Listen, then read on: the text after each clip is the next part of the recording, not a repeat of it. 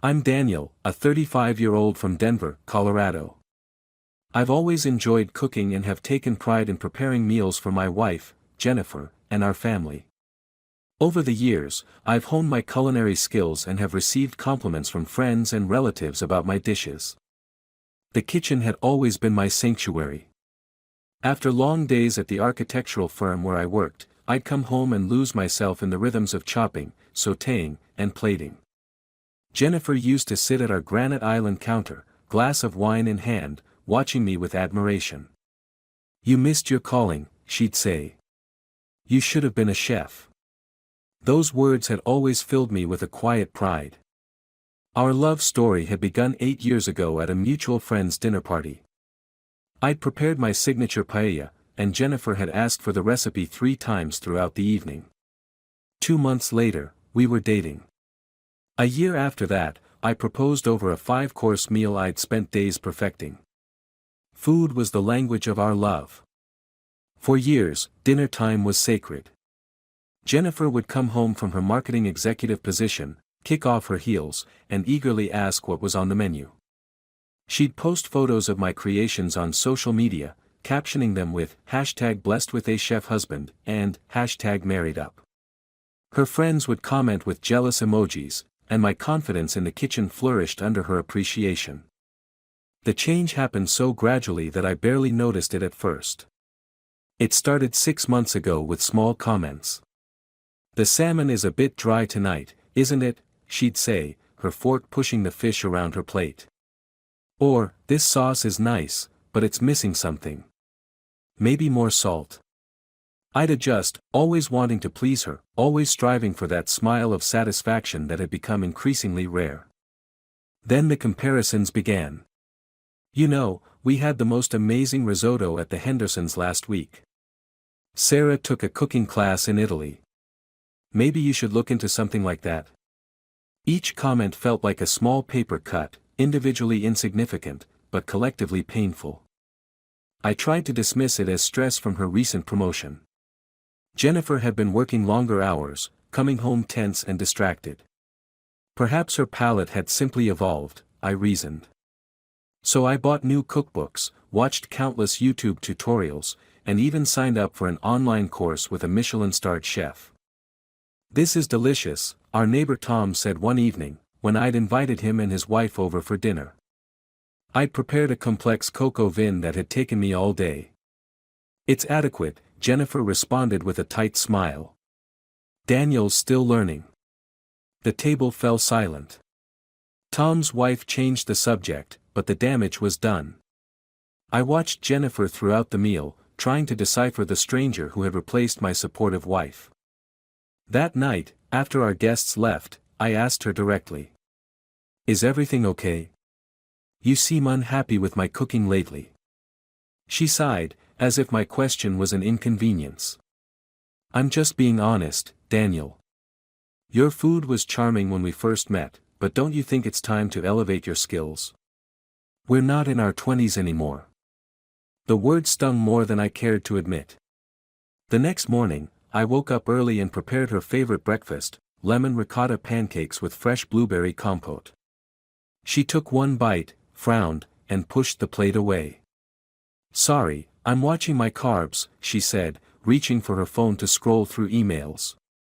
Despite the growing knot in my stomach each time I approached the stove, I persisted. Our 8th anniversary was approaching, and I saw it as an opportunity to reignite the appreciation she once had for my culinary efforts. I planned meticulously, a 7-course tasting menu featuring significant dishes from our relationship. The paella from our first meeting. The beef Wellington from our engagement. The lemon cake from our wedding.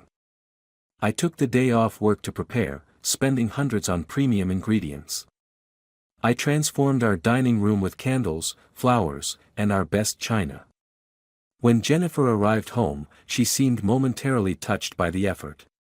"This looks lovely," she said, and for a brief moment, I saw a glimpse of the woman I'd fallen in love with. That glimpse vanished with her first bite. Jennifer's face contorted as if I'd served her poison. She retched dramatically, grabbing her napkin and spitting the food out. "God, Daniel, what is this? It tastes awful. She pushed the plate away with such force that some of the sauce splattered onto the tablecloth. I worked all day on this, I said quietly, my hands trembling slightly under the table. Well, that was a waste of time, wasn't it? She replied, reaching for her water. Honestly, I don't know why you keep trying. Some people have it, and some people don't. Maybe cooking just isn't your thing.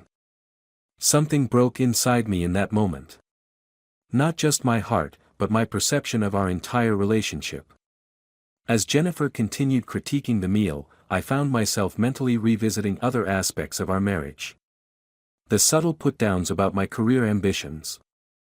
The dismissive way she'd introduced me at company parties. The increasing frequency with which she compared me unfavorably to her colleagues' husbands. You know what? You're right, I said, interrupting her mid-sentence. Cooking isn't my thing anymore. At least, not for you. The next morning, I made myself a 3-egg omelette with Gruyere and fresh herbs. When Jennifer entered the kitchen in her silk robe, I didn't offer her any. She stood there for a moment, watching me eat in silence. Aren't you making me breakfast? She finally asked. No, I replied simply. I'm only cooking for myself from now on. She laughed, thinking I was joking. Don't be ridiculous, Daniel. What am I supposed to eat? Whatever you want. There's bread for toast. Or you can stop for something on your way to work. I took another bite of my omelette, surprised by how good it tasted when I wasn't anxiously anticipating her criticism. The pattern continued for days. I'd prepare elaborate meals for myself, pasta carbonara with pancetta I'd cured myself, slow-roasted prime rib with Yorkshire pudding, seafood bouillabaisse that filled the house with intoxicating aromas. Jennifer would hover on the periphery, her expression shifting from annoyance to disbelief as I sat down alone to enjoy each creation. This is childish, she snapped on the fourth night, as I plated a perfectly seared duck breast with cherry reduction. You're being petty over a little constructive criticism. It wasn't constructive, I replied calmly. It was cruel. And I'm not being petty. I'm simply choosing not to subject myself to your criticism anymore. The tension in our home became palpable. Jennifer resorted to takeout and frozen meals, making a show of how inconvenient it was for her.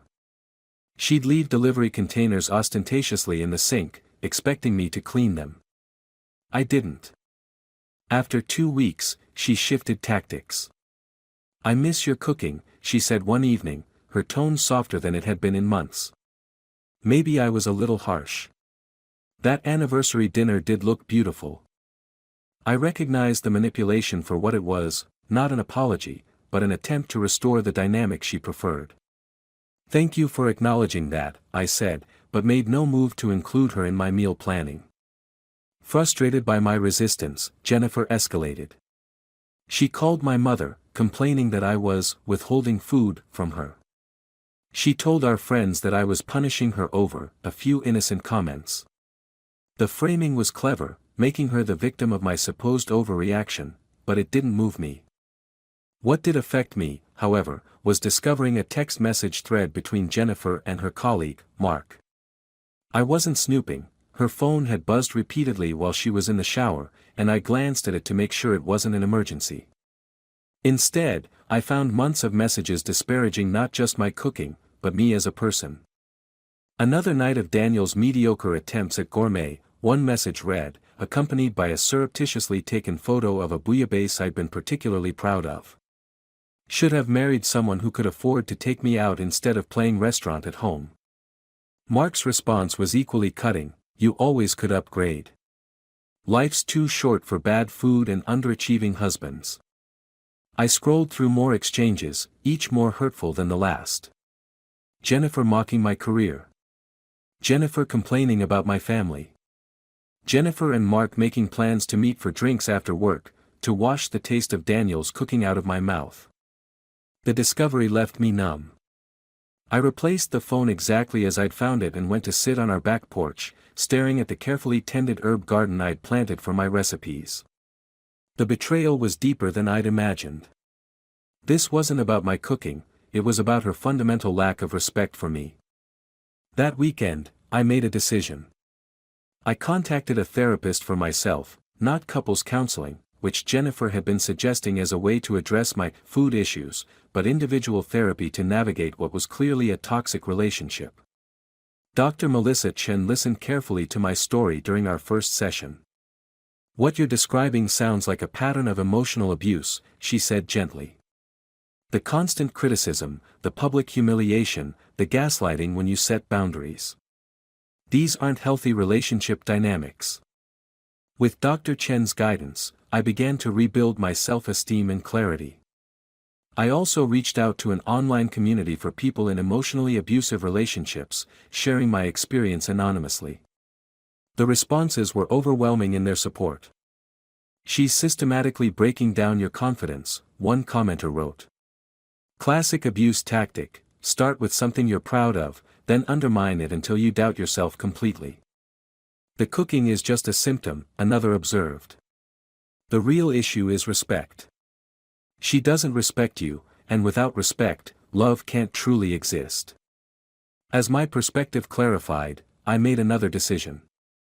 I consulted with a lawyer about my options. Colorado was a no-fault divorce state, but I wanted to understand what a separation might look like financially and logistically. The meeting was informative, if sobering. Meanwhile, the tension at home continued to build. Jennifer's frustration at my new boundaries manifested in increasingly dramatic ways. She accidentally knocked over a pot of bouillabaisse I'd spent hours preparing. She invited her parents over without telling me, then acted embarrassed when I hadn't cooked enough for everyone. She left scathing reviews of local restaurants on my laptop, logged into my accounts, making it appear that I was the one with impossible standards. Through it all, I maintained my resolve, continuing to cook only for myself and documenting her behavior carefully. I was no longer reacting emotionally, which seemed to infuriate her even more. The breaking point came when I received a call from my boss. "Daniel, is everything okay at home?" he asked awkwardly. "Jennifer called to express concern about your mental health. She mentioned something about an unhealthy obsession with food and controlling behaviors." My blood ran cold. She was now attempting to undermine my professional reputation. "Everything's fine," I assured him. "Jennifer and I are going through some personal issues, but it won't affect my work performance." That night, I confronted her. "You called my boss." She didn't even have the decency to look ashamed. "I'm worried about you, Daniel. This food fixation, this petty revenge, it's not healthy. I thought maybe workplace stress was contributing to it." "This isn't about food," I said quietly. "This is about respect. You don't respect me. You haven't for a long time." "That's ridiculous," she scoffed. "Just because I don't worship your amateur cooking." "I saw your texts with Mark," I interrupted. Her face paled slightly, but she recovered quickly. "You were snooping through my phone. That proves my point about your controlling behavior." "No, Jennifer. It proves my point about your lack of respect." I took a deep breath. "I think we need some time apart. I've booked a short-term rental starting tomorrow." Her expression shifted instantly. "You're leaving me? Over some text messages and cooking criticism?" Her voice rose to a near shout. "This is insane, Daniel. You need help." "I'm getting help," I replied calmly. "I've been seeing a therapist. And I've been talking to a lawyer." The mention of a lawyer changed her demeanor completely. Suddenly, she was tearful, conciliatory. "A lawyer? Daniel, please. We can work this out. I love you. If it means that much to you, I'll eat whatever you cook. I'll praise every meal. Please don't do this." But her words rang hollow. I could see the calculation behind her tears, not grief over losing me, but fear over losing the life I provided. "I'll be moving my things tomorrow," I said. "We can communicate through email about next steps." As I packed that night, with Jennifer alternating between pleading and threatening in the background, I felt a strange sense of peace. The kitchen had been my sanctuary, but I'd allowed it to become a battleground. Now, I was reclaiming not just my passion for cooking, but my sense of self-worth. In my new apartment, I christened the kitchen by preparing a simple but perfect meal, a caprese salad with basil from my rescued herb plants, and a pasta aglio e olio that filled the small space with the aroma of garlic and good olive oil. I sat at my tiny table, taking that first bite, and felt something I hadn't experienced in months: joy. The divorce proceedings proved challenging. Jennifer alternated between portraying herself as the victim of an unreasonable, food-obsessed husband and trying to negotiate a reconciliation. But the documentation I'd kept, screenshots of her texts with Mark, recordings of her verbal abuse, legal in Colorado, which is a one-party consent state, and witness statements from friends who'd observed her behavior, painted a clear picture.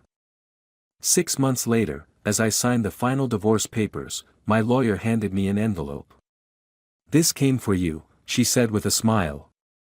Inside was an invitation to contribute recipes to a local charity cookbook. Apparently, a friend who had tasted my cooking at a dinner party had recommended me to the organizers. It was a small thing, but it felt symbolic, a return to sharing my passion on my own terms. That evening, in my new kitchen, I prepared the paella that had once caught Jennifer's attention. As the saffron-infused rice simmered and the seafood released its sweet aroma, I realized that I wasn't cooking to please anyone but myself, and that was precisely as it should be. The doorbell rang just as I was plating my meal. It was my neighbor, Elena, a single mother who lived across the hall. "I'm so sorry to bother you," she said, "but whatever you're cooking smells amazing, and I've been fighting the urge to knock for the past hour." I laughed. "It's paella. Would you like to join me? There's plenty." Her genuine appreciation for the meal was refreshing. She asked questions about the techniques, savored each bite without judgment, and insisted on helping with the dishes afterward. We exchanged numbers, not romantically, but as neighbors who might share meals occasionally. As I closed the door behind her, I realized that Jennifer's criticism had never really been about my cooking. It had been about control, about diminishing something I loved to make me more dependent on her approval. In freeing myself from that dynamic, I'd reclaimed not just my passion for food, but my ability to trust my own judgment and worth. I still don't know what the future holds. The divorce left emotional scars that will take time to heal. But tonight, as I sit on my small balcony with a glass of wine, looking out at the Denver skyline, I'm certain of one thing: whatever I choose to create from here on out, in the kitchen or in life, will be crafted with care, enjoyed without apology, and shared only with those who approach it with respect.